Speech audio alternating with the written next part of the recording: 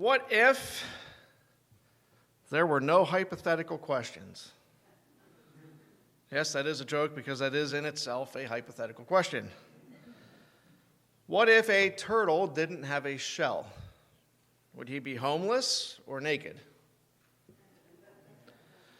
What if a mime got arrested? Would the police have to tell him he has the right to remain silent?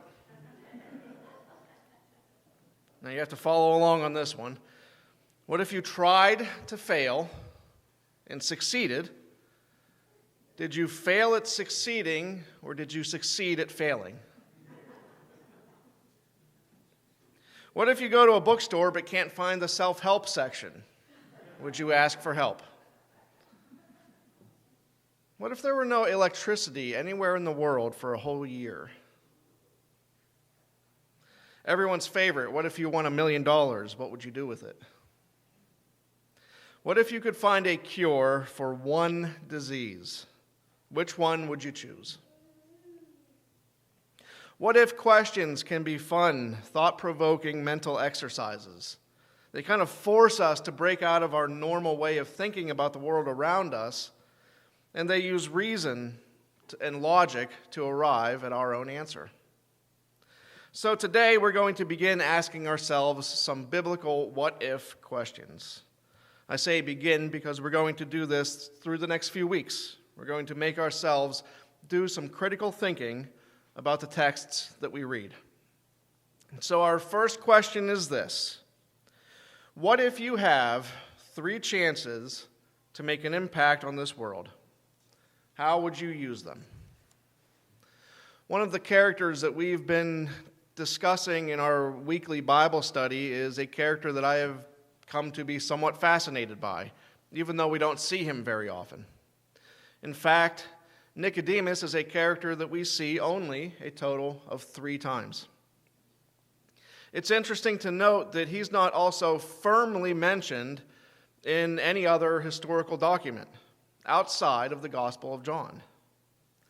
What we know of Nicodemus almost comes solely from these 3 mentions of him in our Bibles. The first time he is mentioned was from our first reading, his meeting at night with Jesus. And there's a few key parts here of this passage that we should highlight. First, it's interesting that this meeting happens at night.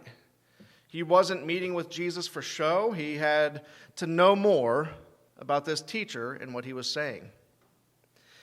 He even had to know more if it meant he had to do that in secret, away from the eyes of his contemporaries.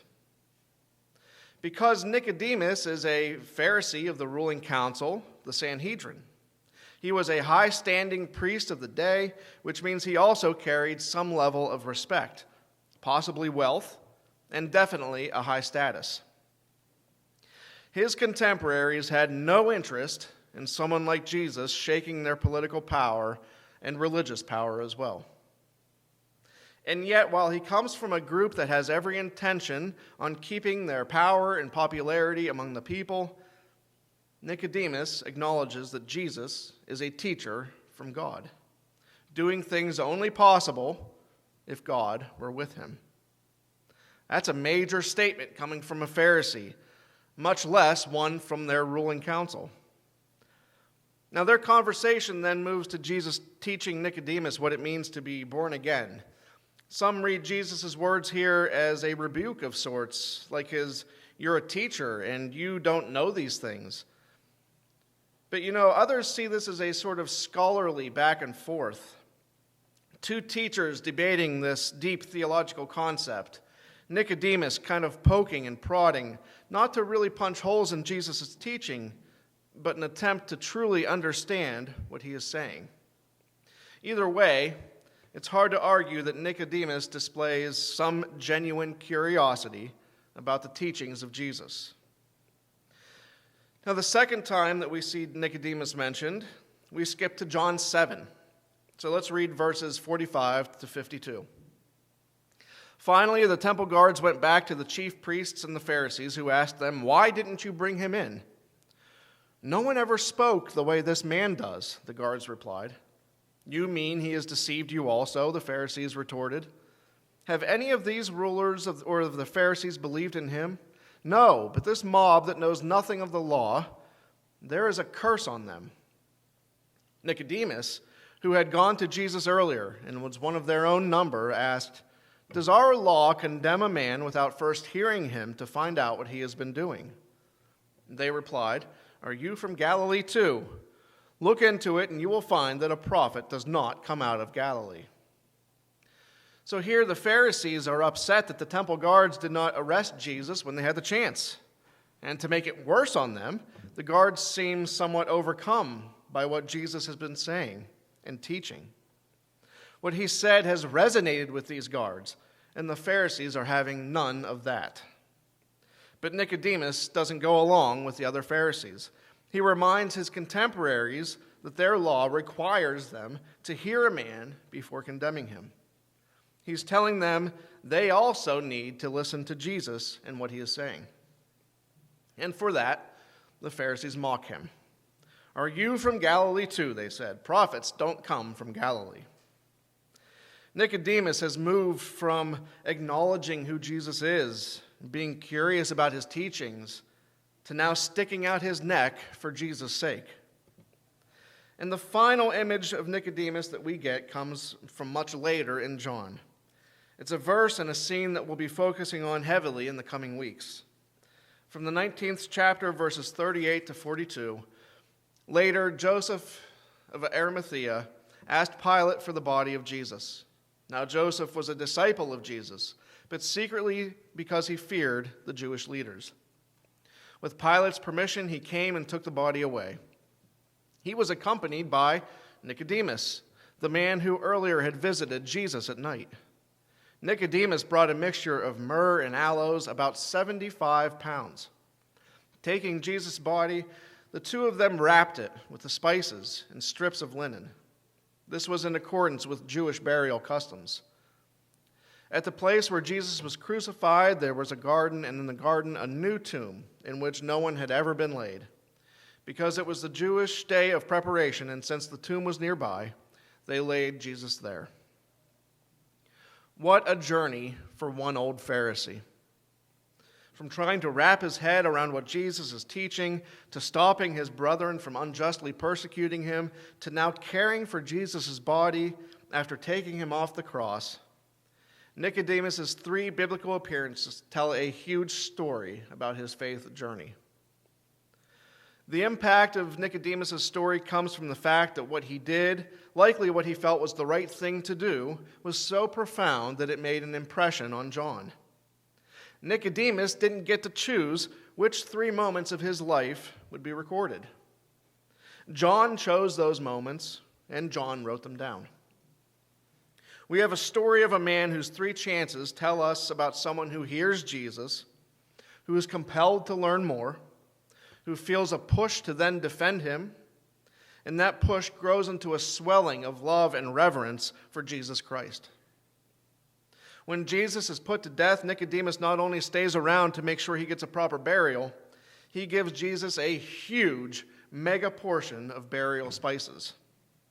And to put that 75 pounds of myrrh and aloe mixture into perspective, it was about double the normal amount used for other respected leaders in the day, and many times more than the normal amount used for regular Jewish people.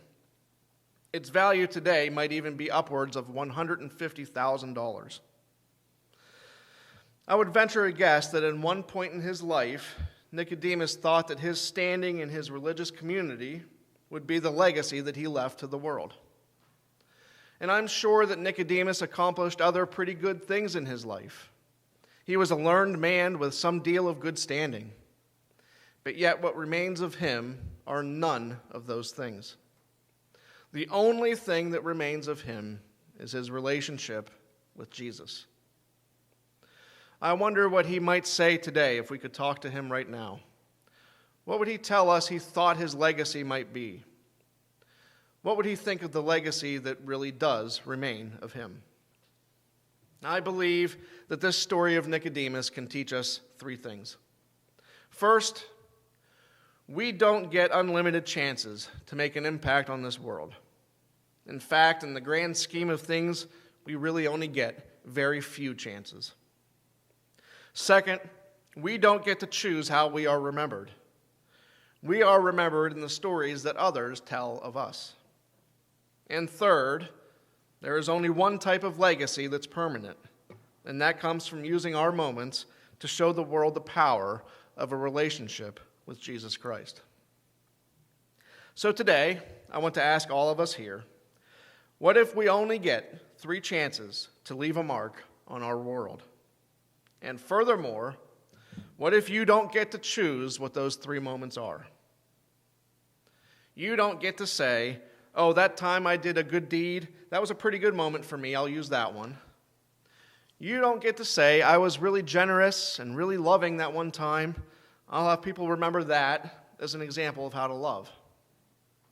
Nicodemus' 3 moments came in a moment of confusion, in a moment of disagreement or dissent with his colleagues, and in a moment of profound grief. I think when we ask ourselves what our 3 moments might look like, when we realize that others choose those moments for us, and that they can happen at any time, it should very much impact how we live. We should want to live our faith every single moment of every single day, knowing that any of those minutes might be important. We should want to live our lives so that it's evident that Jesus is our mainstay, that everything we do is to further the legacy of Christ in this world. Knowing that even a respected Pharisee, a member of the Sanhedrin even, may be largely forgotten today had he not done that very thing. Sometimes the old preachers say it best. In his first sermon at the Metropolitan Tabernacle in London in March of 1861, Charles C.H. Spurgeon delivered a message in which he touched on this topic. I'll paraphrase some of it for you now. I would propose that the subject of the ministry of this house, as long as its platform shall stand, and as long as this house shall be frequented by worshipers, shall be the person of Jesus Christ. I am never ashamed to avow myself a Calvinist. I do not hesitate to take the name Baptist. But if I am asked to say what is my creed, I think I must reply, it is Jesus Christ. Moving on and talking about his predecessor in the pulpit, he says, my venerable predecessor has left a body of divinity, admirable and excellent in its way. But the body of divinity to which I would pin and bind myself forever, God helping me, is Christ Jesus, who is the sum and substance of the gospel, who is in himself all theology, the incarnation of every precious truth, the all-glorious personal embodiment of the way, the truth, and the life. What we leave behind us might be good, it might be gracious, it might even be admirable and excellent, but still, the best thing for us to do in our time here is to pin ourselves to Jesus. The most powerful thing that we can do is to show the world the embodiment of the way, the truth, and the life. We may not have someone write about our 3 chances in any history books, but that's okay. Our names may even fade away as the centuries march on, but that's okay too. When we use our time to spread the love of Jesus, to bring others to him, to make sure that is the legacy that we leave behind, we are then part of a legacy that will never fade away. So what if you only have 3 chances to leave a mark? Would you want to be remembered for something earthly, something that will fade away? Those things almost always do that. They did for Nicodemus even. Or would you bind yourself to Jesus, letting those very few moments that we get be ones that show what he means to you? What if those chances can come at any moment in time, not even of your own choosing? Well, if Nicodemus can teach us anything, I would say that it's best to use all of our time for Jesus Christ, just in case. And when that is our focus, then we become part of a heavenly legacy that is eternal, that never fades. And that is where we will find our everlasting impact. And all of God's people said,